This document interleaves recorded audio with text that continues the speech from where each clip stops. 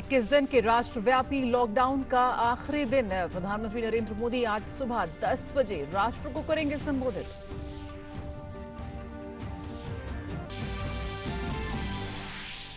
भारत में corona virus के सक्रिय मामले बढ़कर हुए 8,048, 324 लोगों की हुई मौत, 79 लोगों को इलाज के बाद मिली छुट्टी। कुल मामलों की संख्या हुई 9,352। मेघालय में कोविड-19 का पहला मामला आया सामने।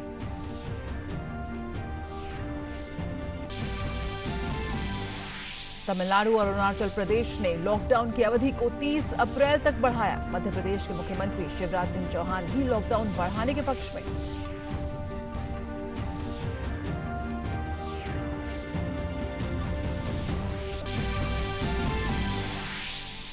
सुप्रीम कोर्ट ने कोविड-19 के मुफ्त टेस्ट पर पहले के आदेश में किया बदलाव। निजी प्रयोगशालाएं आईसीएमआर की दरों पर कर सकती हैं परीक्षण। गरीबों का प्रधानमंत्री जन आरोग्य योजना के तहत होगा मुफ्त जांच।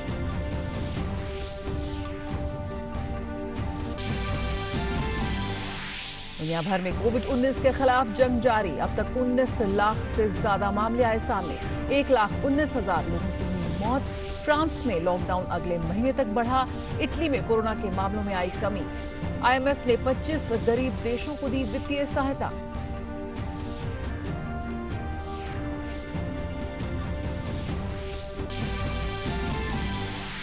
संविधान निर्माता डॉक्टर भीमराव अंबेडकर की 129वीं जयंती आज।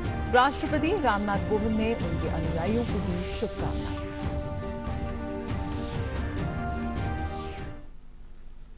नमस्कार, समाचारों में आप सभी का बहुत बहुत स्वागत है। मैं हूं जया सिन्हा और सबसे पहले शुरुआत करेंगे आज की सबसे अहम खबर से। प्रधानमंत्री नरेंद्र मोदी आज सुबह 10 बजे राष्ट्र को संबोधित करेंगे। 21 दिन का राष्ट्रव्यापी लॉकडाउन का आज आखिरी दिन है, आज समाप्त हो रहा है। प्रधानमंत्री ने 24 मार्च को राष्ट्र को संबोधित किया था और राष्ट्रव्यापी लॉकडाउन की घोषणा की थी। अपने वीडियो संदेश में भी प्रधानमंत्री ने कोरोना वायरस को पराजित करने और देश की सामूहिक प्रतिबद्धता दिखाने के लिए लोगों से 5 अप्रैल को रात को 9 बजे 9 मिनट तक अपने घरों की बत्तियां बुझाकर दीपक, मोमबत्तियां, मोबाइल फोन की टॉर्च जलाने की अपील की थी। पीएम मोदी ने शनिवार को वीडियो कॉन्फ्रेंस के जरिए राज्य के मुख्यमंत्रियों के साथ चर्चा की थी और इस दौरान कई राज्यों ने लॉकडाउन की अवधि 2 सप्ताह बढ़ाने का आग्रह किया था। इसके पहले भी प्रधानमंत्री ने 20 मार्च और 2 अप्रैल को वीडियो कॉन्फ्रेंस के जरिए मुख्यमंत्रियों के साथ चर्चा की थी।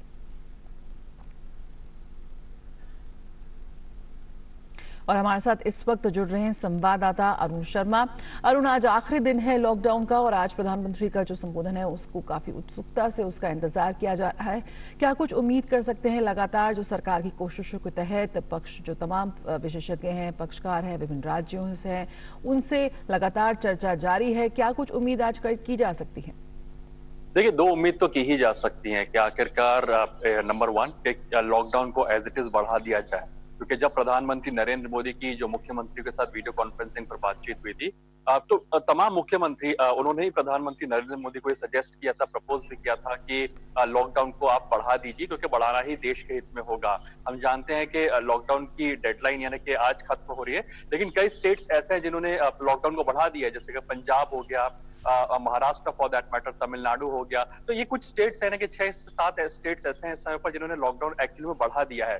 तो क्या प्रधानमंत्री भी लॉकडाउन को एज इट इज बढ़ा देंगे? लेकिन यहाँ पर एक बात समझने वाली है, वो ये कि प्रधानमंत्री ने जब मुख्यमंत्रियों के साथ बातचीत करी थी तो साफ तौर पर एक लाइन का जिक्र किया था। उन्होंने कहा था कि पहले हमारा मंत्र था जान है तो जहान है, यानी कि हमारा फोकस जान को बचाने पर होना चाहिए। लेकिन अब जब 11 अप्रैल को उन्होंने जब बातचीत की थी मुख्यमंत्रियों के साथ, तो साफ तौर पर कहा था जान भी और जहान भी, यानी कि फोकस होना चाहिए लाइफ के ऊपर भी और लाइवलीहुड्स के ऊपर भी, यानी कि अर्थव्यवस्था को भी बचाना है और जान को भी बचाना है। तो हो सकता है कि इस बार जब लॉकडाउन 2.0 जिसको हम कह रहे हैं कि अगर इसका एक्सटेंशन होता है लॉकडाउन का, तो एक तरह से कुछ रियायतें देते हुए, यानी कि कुछ सेक्टर्स को या कुछ इकोनॉमी के कुछ पॉकेट्स को खोलते हुए नजर आएंगे प्रधानमंत्री नरेंद्र मोदी। तो ये 2 बातें हो सकती है। एक और महत्वपूर्ण बात ये है कि जिस तरह से कैबिनेट के मिनिस्टर्स ऑफिस को ज्वाइन करते हुए दिखाई दिए और जो सरकार ने कहा है कि जो सेक्रेटरी और ज्वाइंट सेक्रेटरी लेवल के जो ऑफिसर्स हैं वो ग्रेजुअली ऑफिस को ज्वाइन करें और जो लोअर लेवल का जो स्टाफ है वो रोटेशनल बेसिस के ऊपर एक तरह से ऑफिस को ज्वाइन कर सकता है। तो मकसद साफ है कि जब ऊपर का जो कैबिनेट का तबका और जो सेक्रेटरी लेवल का तबका अगर ऑफिस आ रहा है, बाकी के लोग भी रोटेशनल बेसिस पे काम करना शुरू कर रहे हैं, तो हो सकता है कि प्रधानमंत्री नरेंद्र मोदी कुछ ऐसे फैसले ले जिसमें कि कुछ रिलैक्सेशन देते हुए दिखाई दे कुछ पॉकेट्स के अंदर, क्योंकि एग्रीकल्चर सेक्टर पर खास फोकस रहने वाला है, क्योंकि वो एसेंशियल कमोडिटी देश के लिए है। तो जी। एसेंशियल कमोडिटीज की कोई दिक्कत ना हो, इस लिहाज से कुछ पॉकेट्स को ईज आउट करते हुए दिखाई दे सकते हैं प्रधानमंत्री यहाँ पर। चलिए, बहुत बहुत शुक्रिया अरुण। तो उम्मीद बढ़ी है इस बारे में लेकर कि प्रधानमंत्री क्रमवार तरीके से जो आर्थिक गतिविधियां हैं उनको शुरू करने की योजना पर भी केंद्रित कर सकते हैं, ध्यान दे सकते हैं, और देखते हैं क्या कुछ निकल कर आता है आज प्रधानमंत्री के संबोधन में। ठीक सुबह 10 बजे वो राष्ट्र को संबोधित करेंगे। और भारत में कोरोना वायरस के सक्रिय मामले बढ़कर 8,048 हो गए हैं। कुल मामलों की संख्या बढ़कर 9,352 हो गई है। देश में अब तक इस वायरस से 324 लोगों की मौत हो गई है। 979 लोगों को इलाज के बाद अस्पताल से छुट्टी मिल गई है। तो कुल संक्रमित मामलों की बात करें तो 9,352 है, लेकिन सक्रिय मामले इस वक्त 8,048 है, क्योंकि 900 से ज्यादा लोगों को इस वक्त उपचार के बाद वो ठीक हो गए हैं और उनको छुट्टी मिल गई है।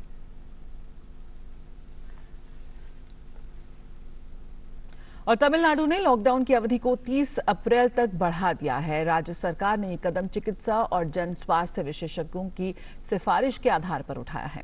अरुणाचल प्रदेश में लॉकडाउन की अवधि 30 अप्रैल तक बढ़ा दी गई है। अब लॉकडाउन में कुछ और छूट दी जाएगी। राज्य के जिलों में सरकारी कार्यालयों में कामकाज 15 अप्रैल से फिर शुरू होगा। निजी वाहनों को 30 अप्रैल तक चलने की अनुमति नहीं दी जाएगी। राज्य के एक जिले से दूसरे जिले में आवागमन की अनुमति भी नहीं होगी। महाराष्ट्र, पंजाब, उड़ीसा, राजस्थान, पश्चिम बंगाल और तेलंगाना पहले ही लॉकडाउन की अवधि बढ़ा चुके हैं। मध्य प्रदेश के मुख्यमंत्री शिवराज सिंह ने भी लॉकडाउन बढ़ाए जाने का आग्रह किया है।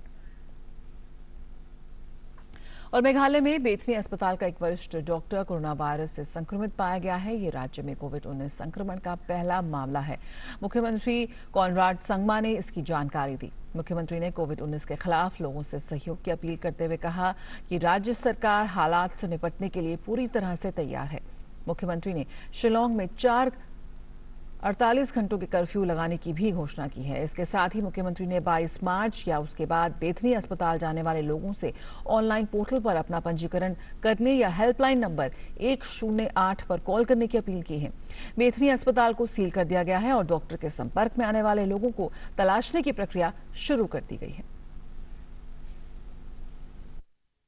We have immediately imposed a complete curfew in the city of Shillong for the next 48 hours. Also, we request everybody to kindly cooperate and not to leave their homes for the next 48 hours. We have also sealed the institution that where the information has been found and the case has been found.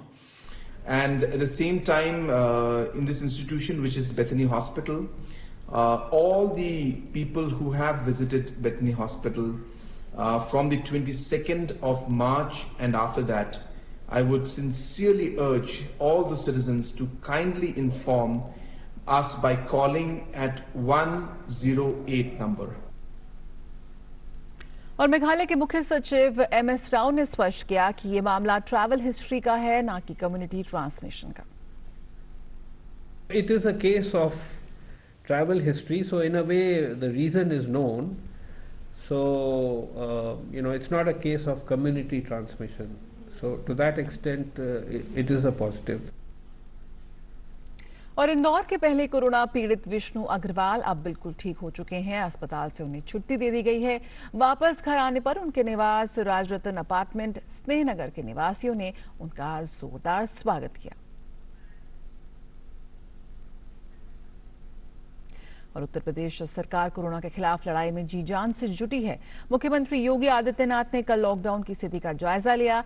उन्होंने जिला प्रशासनों से lockdown का उल्लंघन करने और corona संक्रमण को छिपाने वालों के खिलाफ सख्त कार्रवाई करने का आदेश दिया। इसके साथ ही योगी आदित्यनाथ ने सभी अस्पतालों में सुरक्षा उपायों के साथ आपातकालीन सेवा पुनः शुरू करने का आदेश दिया।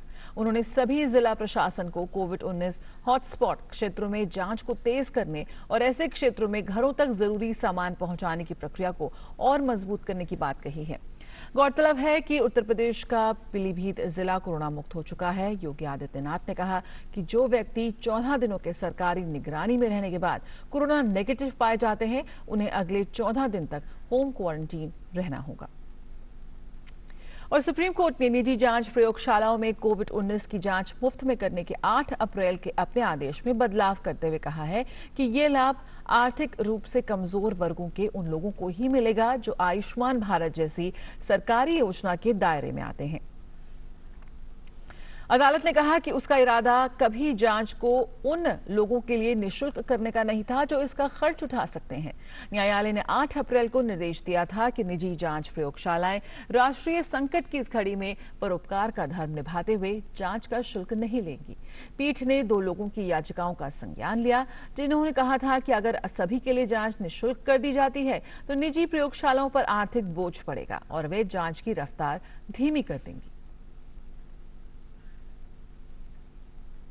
और आइए अब दिखाते हैं कि लोगों की सहायता के लिए प्रधानमंत्री गरीब कल्याण पैकेज में अब तक प्रगति की क्या है स्थिति। समाज के कमजोर वर्गों को बुनियादी सुविधाएं निरंतर मिलती रहें और कोविड-19 के कारण किए गए लॉकडाउन की पूरी अवधि के दौरान वे प्रभावित ना हो, ये सुनिश्चित करने के लिए केंद्रीय वित्त मंत्री निर्मला सीतारमण ने 26 मार्च 2020 को 1.70 लाख करोड़ रुपए के प्रधानमंत्री गरीब कल्याण पैकेज की घोषणा की थी, ताकि इस तरह के लोगों को लॉकडाउन के प्रतिकूल प्रभावों से बचाया जा सके। प्रधानमंत्री गरीब कल्याण पैकेज के तहत 32 करोड़ से अधिक गरीबों को 29,352 करोड़ रुपए की वित्तीय सहायता दी जा चुकी है। प्रधानमंत्री गरीब कल्याण अन्न योजना के तहत 5 करोड़ 29 लाख लाभार्थियों को खाद्यान्न का मुफ्त राशन वितरित किया गया है। अब तक 97.8 लाख PMUY मुफ्त सिलेंडर पहले ही लाभार्थियों को वितरित किए जा चुके हैं। EPFO के 1 लाख खाता धारकों ने गैर वापसी योग्य अग्रिम की ऑनलाइन निकासी का लाभ लिया है, जो कि कुल राशि 510 करोड़ रुपए है। PM किसान की पहली किश्त 14,946 करोड़ रुपए कुल 7 करोड़ 47 लाख किसानों को हस्तांतरित किए जा चुके हैं। 9,930 करोड़ रुपए कुल 19 करोड़ 86 लाख महिला जनधन खाता धारकों को दे दिए गए हैं, जबकि 1400 करोड़ रुपए लगभग 82 करोड़ वृद्धों, विधवाओं और दिव्यांगजनों को दिए गए हैं। प्रधानमंत्री नरेंद्र मोदी ने सोमवार को वियतनाम के प्रधानमंत्री गुयेन शुआन फुक से बातचीत की। फोन पर दोनों नेताओं ने कोरोना वायरस के संक्रमण से निपटने के लिए चिकित्सा उपकरणों की आपूर्ति समेत द्विपक्षीय सहयोग सहित कई अन्य मुद्दों पर चर्चा की। दोनों नेताओं ने इस बात पर सहमति जताई कि आने वाले दिनों में महामारी के खिलाफ उपायों पर समन्वय के लिए तथा द्विपक्षीय संबंधों के अन्य पहलुओं पर संपर्क में रहेंगे। दोनों नेता कोविड-19 से निपटने में द्विपक्षीय सहयोग की जरूरत पर सहमत हुए, जिसमें आवश्यक चिकित्सा उपकरणों की आपूर्ति सुनिश्चित करना शामिल है। अपने अपने देशों में एक दूसरे के मौजूद नागरिकों को जरूरी मदद पहुंचाने की प्रतिबद्धता भी जताई गई। इसमें कहा गया कि दोनों प्रधानमंत्रियों ने भारत तथा वियतनाम के बीच रणनीतिक साझेदारी के महत्व पर जोर दिया तथा विभिन्न मोर्चों पर हाल ही में हुई प्रगति पर संतोष प्रकट किया। विदेश मंत्रालय के मुताबिक दोनों देशों ने राष्ट्रीय और अंतर्राष्ट्रीय घटनाक्रमों की समीक्षा भी की। पीएम मोदी ने संकट की स्थिति में वियतनाम के लोगों की अच्छी सेहत और कुशलता के लिए शुभकामनाएं प्रेषित की। मानव संसाधन विकास मंत्री रमेश पोखरियाल निशंक ने कहा है कि लॉकडाउन की वजह से शिक्षा क्षेत्र के लिए जो परिस्थितियां बनी हैं, उनका मुकाबला करने के लिए मंत्रालय पूरी तरह से तैयार है। डीडी न्यूज से खास बातचीत में उन्होंने कहा कि छात्रों की पढ़ाई बाधित ना हो, इसके लिए ऑनलाइन पाठ्यक्रम तैयार किए जा रहे हैं। उन्होंने साथ ही कहा कि छात्रों की सुरक्षा सुनिश्चित करना पहली प्राथमिकता है। कोरोना महामारी का मुकाबला करने में एक और जहां सरकारी स्तर पर तमाम प्रयास हो रहे हैं, वहीं IIT और NIT जैसे तमाम शिक्षण संस्थान भी अपने स्तर पर शोध और नवाचार के जरिए इस महामारी का मुकाबला करने में जुटे हैं। इस वक्त हमारे साथ हैं मानव संसाधन विकास मंत्री रमेश पोखरियाल निशंक। उनसे बात करते हैं। सर, किस तरह हमारे देश के शिक्षण संस्थान, जो तकनीकी शिक्षण संस्थान हैं, वो इस महामारी का मुकाबला करने में जुटे हुए हैं? हमारे देश के प्रधानमंत्री जी ने जैसे कहा कि make in India, digital India, skill India, startup और स्टैंड अप, तो ये जो मेक इन इंडिया में हम क्या अपनी प्रतिभाओं का उपयोग करके उनके कौशल का विकास कर सकते हैं, इस दिशा में हमारे IIT, IITs तमाम NIT और आईसर और केंद्रीय विश्वविद्यालय के तमाम संस्थान जुटे हुए हैं। मानव संसाधन विकास मंत्रालय के अंतर्गत आने वाली सभी संस्थान हैं, जो शीर्ष संस्थान है हमारे, उन सभी शीर्ष संस्थानों ने अभी तक क्या क्या किया है और वो आगे क्या करना चाहते हैं, इस लड़ाई को लड़ने के लिए क्या क्या उनकी तैयारी है, उसको हमने युक्ति एक ऐसा पोर्टल तैयार किया है जिस पे सभी लोगों की सूचनाएं वहाँ उपलब्ध होंगी और उपलब्ध होने के साथ साथ उनका क्या उपयोग किया जा सकता है और जो नित नए अनुसंधान हो रहे हैं वो उस पर आएंगे ताकि उसका विस्तार पूर्वक देश की जनता के लिए उसका उपयोग हम कर सकें। छात्रों में चिंता है, एक तो परीक्षा को लेकर, बोर्ड परीक्षाओं को लेकर, चाहे स्कूल कब खुलेंगे, इन सब चीज़ों को लेकर चिंता है, तो आप कैसे उनकी चिंताओं का समाधान करेंगे? मुझे लगता है कि हम लोग लगातार समीक्षा भी कर रहे हैं और ये प्रधानमंत्री जी का, गवर्नमेंट का निर्णय जैसा भी होगा उसके बाद अगली हम लोग कार्रवाई करेंगे, लेकिन हम लोग मन से बिल्कुल तैयार हैं कि जो भी परिस्थिति का मुकाबला करना पड़ेगा करेंगे और इसलिए हम चुप नहीं हैं। ऑनलाइन पाठ्यक्रम हमारे तैयार हो रहे हैं, टास्क फोर्स हमने गठित कर रहे हैं, विभिन्न क्षेत्र के हम लगातार समीक्षा कर रहे हैं। मैंने पीछे के दिनों में IIT लगभग 5 - 5.5 घंटे तक सभी अपने डायरेक्टर के साथ बात की। उसके बाद केंद्रीय विश्वविद्यालयों के कुलपतियों के साथ लगातार यहाँ से बात की, अन्य अधिकारियों से लगातार बात कर रहे हैं। सभी जितने ब्यूरोज हैं उनके साथ मैं लगातार मीटिंग कर रहा हूँ, तो मुझे लगता है कि हम लोग बिल्कुल तैयार हैं। छात्र छात्राओं को चिंता करने की आवश्यकता नहीं, लेकिन हाँ इस बात की चिंता है कि वो अपने आप सुरक्षित रहें। हमारी पहली आवश्यकता, अनिवार्यता उसकी सुरक्षा है। परीक्षाओं के परिणाम विलंब से आएंगे, जैसे 10th या 12th हो गया, उसके अलावा यूनिवर्सिटीज़ में भी जो एग्ज़ाम हो रहे हैं, चाहे IIT का एंट्रेंस एग्ज़ाम हो, यूनिवर्सिटी वगैरह का एंट्रेंस एग्ज़ाम हो, तो उनके परिणाम विलंब से आने से तो क्या जो एकेडमिक कैलेंडर को रीशेड्यूल करना पड़ सकता है? हमारे विश्वविद्यालयों के जो कुलपतियों से मेरी बातचीत हुई है, उन्होंने भी कहा कि चाहे हम संडे को, शनिवार और रविवार और छुट्टी के दिन भी हम चाहे क्लासेस चलानी पड़ेंगे, हम कोर्स पूरा करेंगे और फिर इस बीच जो छुट्टियां होती हैं, गर्मियों की छुट्टी होती है, उसको कैसे एडजस्ट करके ताकि बच्चे का साल भी खराब ना हो, ऐसे हम लोग कोशिश कर रहे हैं। और कोरोना आपदा से बचाव के लिए DRDO ने अत्यंत सुरक्षित N99 मास्क का निर्माण किया है। रेल मंत्री पीयूष गोयल ने इस बात की जानकारी दी। उन्होंने बताया कि ये मास्क देश को कोरोना से सुरक्षा देने में एक महत्वपूर्ण भूमिका निभाने जा रहा है। साथ ही उन्होंने रक्षा मंत्री राजनाथ सिंह और DRDO के इंजीनियर्स को शुभकामनाएं दी। प्रधानमंत्री श्री नरेंद्र मोदी जी के प्रेरणा से हमारे DRDO के इंजीनियर्स ने ये अति आधुनिक N99 मास्क बना के देश को समर्पित किया है। इस मास्क ने सभी टेस्ट पास कर दिए हैं, यह अप्रूव हो गया है हर साइंटिफिक लैबोरेटरी टेस्ट से और इसकी 12 महीने की अवधि है। ये 12 महीने तक आपके काम आ सकता है। मैं सभी DRDO के इंजीनियर्स को धन्यवाद भी दूंगा और आगे के लिए शुभकामनाएं। और दिल्ली के सर गंगाराम अस्पताल के 115 में से 3 स्वास्थ्य कर्मचारी कोविड-19 की जांच में पॉजिटिव पाए गए हैं। बाकी 112 कर्मचारियों की रिपोर्ट नेगेटिव आई है। गौरतलब है कि सर गंगाराम अस्पताल के सभी कर्मियों को 14 दिन पहले क्वारंटीन कर दिया गया था।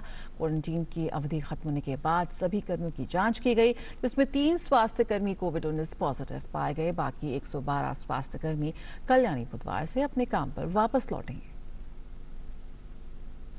कोविड-19 के संकट में गरीब वंचित लोगों की मदद करने के लिए केंद्र सरकार ने सबसे बड़ी कैश ट्रांसफर स्कीम शुरू की है। इसके तहत तकरीबन 4 करोड़ महिला जनधन खातों में 50 से 500 रुपए और 8 करोड़ उज्ज्वला योजना हितधारकों को 3 महीने के लिए गैस सिलेंडर की राशि नकद देने की शुरुआत कर दी गई है। प्रधानमंत्री गरीब कल्याण योजना के तहत 3 अप्रैल से खातों में पैसा आना शुरू हो गया है। 9 अप्रैल तक सभी खातों में रकम ट्रांसफर सुनिश्चित करने का लक्ष्य रखा गया था। वाराणसी में भी लाभार्थी एक दूसरे के बीच शारीरिक दूरी के नियम का पालन करते हुए बैंक और ग्राहक सेवा केंद्रों पर जाकर 1300 रुपए की रकम निकासी कर रहे हैं। और दुनिया भर में कोविड-19 के खिलाफ जंग जारी है। अब तक 19 लाख से ज्यादा मामले सामने आए हैं। कोरोना वायरस के कारण 1,19,000 लोगों की मौत हो चुकी है। और कोरोना वायरस का कहर दुनिया भर में जारी है, लेकिन इस संक्रमण ने सबसे ज्यादा जिस देश में तबाही मचाई है वो है अमेरिका। दरअसल अमेरिका में अब तक कोरोना से मरने वालों की संख्या 23,000 को पार कर चुकी है, जबकि इस वायरस से संक्रमित लोगों की संख्या लगभग 5,70,000 के आसपास पहुंच चुकी है। महामारी की तरह दुनिया भर में फैली इस बीमारी की चपेट में अब तक लगभग 18 लाख लोग आ चुके हैं। आने वाले दिनों में अमेरिका में इस बीमारी के और घातक परिणाम आने की शंका व्यक्त की जा रही है। और उत्तर पूर्वी अमेरिकी राज्यों ने सोमवार को अपनी अर्थव्यवस्था को दोबारा खोलने को लेकर एक क्षेत्रीय पैनल का गठन किया है, जो राज्यों में लागू प्रतिबंधों को धीरे धीरे हटाने के लिए रणनीति तैयार करेगा। इन 6 राज्यों में New York, new Jersey, Connecticut, Delaware, Pennsylvania और रोड आइलैंड शामिल हैं। इस पैनल में सभी राज्यों के वित्त और स्वास्थ्य मामलों के अधिकारी और सभी राज्यों के गवर्नरों के चीफ ऑफ स्टाफ शामिल होंगे। गौरतलब है कि अमेरिकी राष्ट्रपति डोनाल्ड ट्रंप पर सभी राज्यों से अर्थव्यवस्था को दोबारा शुरू करने के बारे में स्वयं निर्णय लेने की बात कह चुके हैं। और विश्व स्वास्थ्य संगठन यानी कि WHO ने कल आशा जताई कि अमेरिका इस संयुक्त राष्ट्र एजेंसी को अपनी फंडिंग जारी रखेगा। गौरतलब है कि कुछ दिनों पहले अमेरिकी राष्ट्रपति ने WHO पर कोविड-19 महामारी से उत्पन्न परिस्थितियों को संभालने में विफल रहने का आरोप लगाया था। साथ ही अमेरिकी राष्ट्रपति ने WHO पर चीन पर अधिक केंद्रित होने का आरोप लगाते हुए कहा था कि अगर WHO इस तरह का एक तरफा रवैया अपनाता रहा तो अमेरिका इस एजेंसी को फंडिंग रोक देगा। बात करें इटली की तो वहां कोरोना के मामलों में कमी आई है। इटली में नोवेल कोरोना वायरस से 566 नई मौतें सामने आने के साथ ही इटली में अब तक कुल 20,465 लोगों की जान गई है। इटली में 3 अप्रैल को सबसे ज्यादा 4,068 मरीजों को आईसीयू में भर्ती किया गया था, लेकिन हालात सामान्य होने के बावजूद वहां 3,260 मरीज अब भी आईसीयू में हैं। नए संक्रमण के बढ़ते मामलों में सिर्फ 2% की कमी देखी गई है। इटली में पिछले सप्ताह राष्ट्रीय लॉकडाउन की अवधि 3 मई तक बढ़ाई गई। ब्रिटेन में कोरोना वायरस संक्रमण से मरने वालों की संख्या सोमवार को 11,329 हो गई, जिसके बाद सरकार ने देश में लागू लॉकडाउन को आगे बढ़ाने के संकेत किए हैं। कार्यवाहक प्रधानमंत्री और विदेश सचिव डोमिनिक राब ने कहा कि परिस्थितियों में सुधार के कुछ संकेत मिले हैं, लेकिन अभी हमें लंबा संघर्ष लड़ना होगा। उन्होंने कहा कि इस कठिन परिस्थिति में कोई भी फैसला सोच समझ कर लिया जाएगा। उन्होंने लोगों से घरों में रहने की अपील की और राष्ट्रीय स्वास्थ्य सेवा की सुरक्षा देने की बात कही। ब्रिटेन के प्रमुख चिकित्सा सलाहकार क्रिस वीटी ने बताया कि पिछले 24 घंटों में 92 केयर होम्स में कोरोना संक्रमण के फैलने की सूचना मिली है। वहीं अब तक लगभग 3 लाख कोरोना सैंपल्स की जांच में 88,600 से अधिक मामले पॉजिटिव पाए गए हैं। और फ्रांस में कोरोना वायरस के मद्देनजर लागू लॉकडाउन को 11 मई तक के लिए बढ़ा दिया गया है। फ्रांस के राष्ट्रपति इमैनुअल मैक्रों ने सोमवार को इसकी घोषणा करते हुए कहा कि हालात में सुधार तो हुए हैं, लेकिन अभी जंग जीतना बाकी है। गौरतलब है कि फ्रांस में कोरोना वायरस से अब तक 14,967 लोगों की मौत हो चुकी है और वहीं 98,000 से अधिक लोग इससे संक्रमित हैं। फ्रांस में 17 मार्च से लॉकडाउन जारी है। करीब 6.5 करोड़ आबादी वाले इस देश में पहली बार लागू किया गया लॉकडाउन आज खत्म होना था, लेकिन मौजूदा स्थिति को देखते हुए इसे 11 मई तक के लिए आगे बढ़ा दिया गया है। फ्रांस के राष्ट्रपति ने कहा कि स्कूल और दुकानें 11 मई के बाद खुली रहेंगी। वहीं रेस्टोरेंट, कैफे, सिनेमा और होटलों को खुलने में अभी वक्त लग सकता है। साथ ही उन्होंने कहा कि गैर यूरोपीय देशों से अंतर्राष्ट्रीय आवागमन अगले आदेश तक बंद रहेंगे। और नाइजीरिया ने कोविड-19 के कारण 3 राज्यों में जारी लॉकडाउन को 14 दिनों तक और आगे बढ़ाने का फैसला लिया है। सोमवार को राष्ट्रपति मोहम्मद बुहारी ने राष्ट्र के नाम संदेश में इसकी घोषणा करते हुए कहा कि कोरोना मरीजों की बढ़ती संख्या को देखते हुए इस लॉकडाउन को बढ़ाया जा रहा है।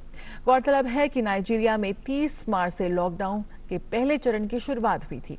यहां अभी तक कोरोना से संक्रमित लोगों की संख्या 323 है, जबकि मरने वालों की संख्या 10।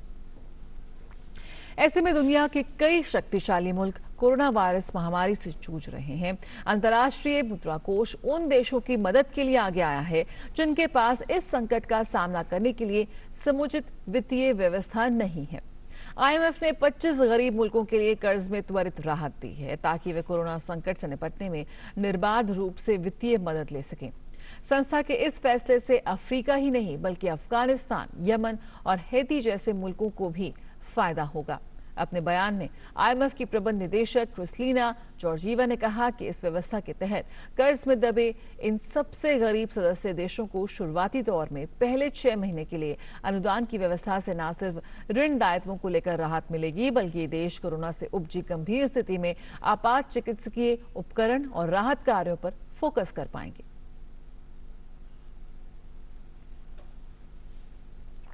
आज संविधान निर्माता बाबा साहेब भीमराव अंबेडकर की जयंती है। राष्ट्रपति रामनाथ कोविंद ने देश के नागरिकों से संविधान के निर्माता डॉक्टर भीमराव अंबेडकर की सीखों को आत्मसात करने और एक मजबूत तथा समृद्ध भारत के निर्माण में योगदान देने को कहा। अंबेडकर की जयंती की पूर्व संध्या पर देशवासियों को बधाई देते हुए राष्ट्रपति ने लोगों से कोविड-19 के मद्देनजर सोशल डिस्टेंसिंग बनाए रखते हुए घरों में ही अंबेडकर जयंती मनाने को कहा है। राष्ट्रपति ने कहा कि समाज सुधारक, शिक्षाविद, न्यायविद, अर्थशास्त्री, राजनेता और कानूनी विशेषज्ञ के रूप में अंबेडकर देश और समाज के भले के लिए लगातार प्रयत्नशील रहे। उन्होंने कहा कि अंबेडकर ने ऐसे समाज की कल्पना की थी जहां सामाजिक सौहार्द और समानता हो। इस उद्देश्य की पूर्ति के लिए उन्होंने अपना पूरा जीवन समाज और राष्ट्र के प्रति समर्पित कर दिया। अंबेडकर जयंती के अवसर पर हम डॉक्टर अंबेडकर के संघर्ष और मूल्यों से प्रेरणा लें, उनकी सीखों तथा आदर्शों को अपने जीवन में आत्मसात करने का संकल्प लें तथा एक मजबूत और समृद्ध भारत के निर्माण में योगदान दें। और प्रधानमंत्री मोदी ने भी डॉक्टर अंबेडकर को उनकी जयंती पर याद करते हुए एक वीडियो साझा किया है। डॉक्टर बाबा साहब आम्बेडकर की जन्म जयंती है। बाबा साहब मानवता के पक्षकार थे, अमानवीयता की हर चीज को वो नकारते थे। डॉक्टर बाबा साहब आम्बेडकर स्वतंत्रता के बाद के भारत के लिए नई नई नीतियां दी थी, नया विजन दिया था। बाबा साहब की विचारधारा के मूल में समानता अनेक रूपों में निहित है। सम्मान की समानता, कानून की समानता, अधिकार की समानता, मानवीय गरिमा की समानता, अवसर की समानता, ऐसे ही कितने ही विषयों का बाबा साहब ने अपने जीवन में लगातार उसकी व्याख्या की, उन विषयों को उठाते रहे। ऐसे महापुरुषों के चिंतन वो हमारी प्रेरणा है, हमें ताकत देते हैं। आज के इस अवसर पर मैं बाबा साहब आम्बेडकर को याद करता हूं, उन्हें नमन करता हूं। इसी के साथ समाचारों में फिलहाल इतना ही, लेकिन खबरों का सिलसिला जारी रहेगा। बने रहिए दूरदर्शन के साथ। मुझे दीजिए इजाजत। नमस्कार।